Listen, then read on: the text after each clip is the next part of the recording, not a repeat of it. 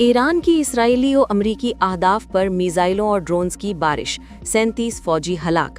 Iran के पासदारान इनकलाब के तर्जुमान ने दावा किया है कि ईरानी मुसल्लह अफवाज ने इसराइली और अमरीकी अहदाफ पर बड़े पैमाने पर हमले किए हैं, जिनमें 100 से ज़ायद मीज़ाइल और ड्रोन इस्तेमाल किए गए, जबकि 200 रॉकेट भी फायर किए गए।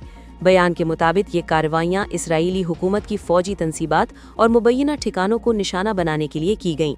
मजीद दावा किया गया कि अहम खलीजी मुल्क में अमरीकी फ़ौजी अड्डे को भी निशाना बनाया गया, जहां तकरीबन 80 एहलकार मौजूद थे। अल-अदीद एयरबेस पर हमले के दौरान एक हेलीकॉप्टर तबाह हुआ और दीगर तंसीबात को भी नुकसान पहुंचा। लुबनानी ग्रुप हिजबुल्लाह ने गुज़श्ता रोज़ इसराइल पर 60 मीज़ाइल और ड्रोन हमले करने का दावा किया और जुनूबी लुबनान में इसराइली फ़ौजियों को निशाना बनाने की बात की गई। भारत की फ़िज़ाई खुदमुख्तारी के हुसूल की कोशिश को धचका लग गया। फ्रांस ने राफेल लड़ाका तैयारे के हसास सोर्स कोड्स फराहम करने से इनकार कर दिया। इस फैसले से भारत की सलाहियत महदूद हो गई है कि वो तैयारे के अहम इलेक्ट्रॉनिक वॉरफेयर सिस्टम्स में खुदमुख्तार तब्दीलियां कर सके।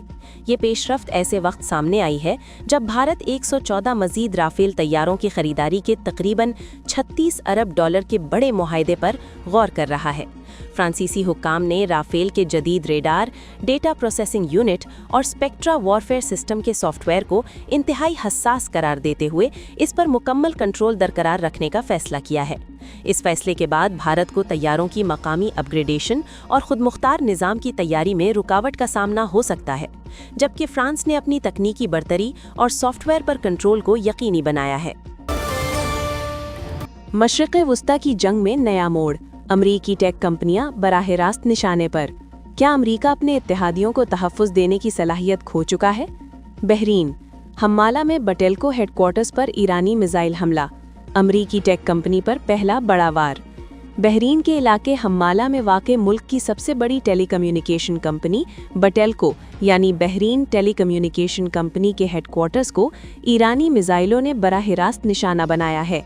ये तनसीब महज एक मकामी टेलीकॉम मरकज़ नहीं है, बल्कि यहाँ अमेज़न वेब सर्विसेज यानी AWS का इंतहाई अहम इंफ्रास्ट्रक्चर, डेटा सेंटर्स और क्लाउड कंप्यूटिंग की सहूलियात भी मौजूद हैं। ये मरकज़ AWS मिडिल ईस्ट रीजन का एक कुलीदी हिस्सा है।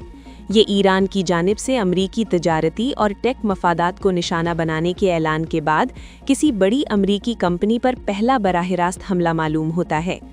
सरमायाकारी और मालियाती नुकसानात।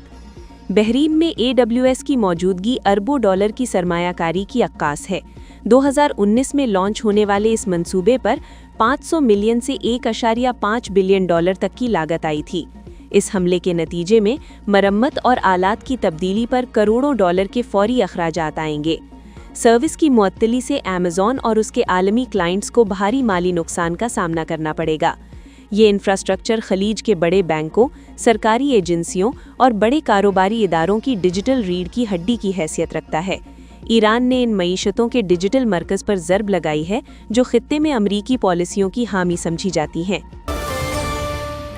LPG की 304 रुपये 12 पैसे फ़ी किलो। ओगरा ने सख्त हिदायत जारी कर दी। मार्केट में 16 किलो का सिलेंडर 53-5400 रुपये में बिकने लगा। हुक्काम तमाशाई।